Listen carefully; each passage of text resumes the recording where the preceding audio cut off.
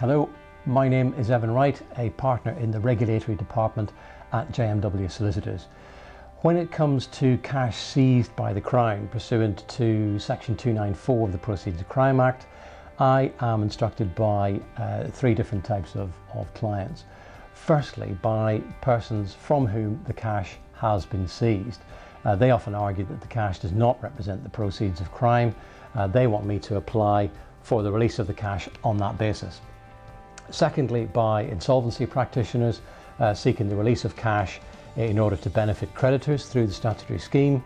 And thirdly, by clients who say, my legitimate cash has been seized from someone else and the police believe it represents the proceeds of crime, when it actually represents, for example, my legitimate trading profits. So this video deals with the second and third type of client. I'll describe them as a third-party applicant.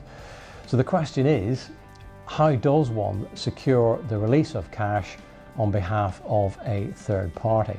Well, a person who claims that cash detained in these circumstances belongs to them may apply to a magistrate's court for the cash, or their part of the cash, to be released to them.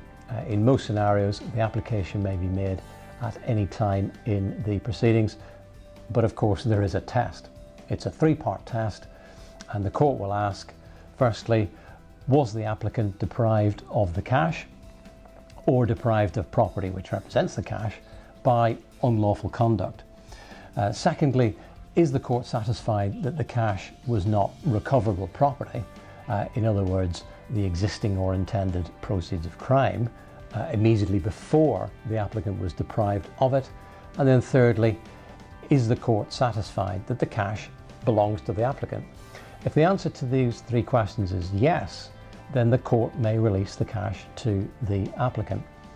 Now, many cash seizure cases involve admissions or assertions on the part of the person from whom the cash was seized, or a liquidator, that the cash belongs to a particular company.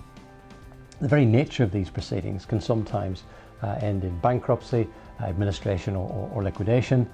Now, dealing particularly with applications by insolvency practitioner, the Proceeds of Crime Act therefore provides them with an opportunity to recover seized funds in favour of the company. Now, for that to happen, release conditions must be met. In relation to cash detained under Section 294, in basic terms, the conditions will be met if the grounds for continued detention no longer exist. That will be the subject of argument and evidence.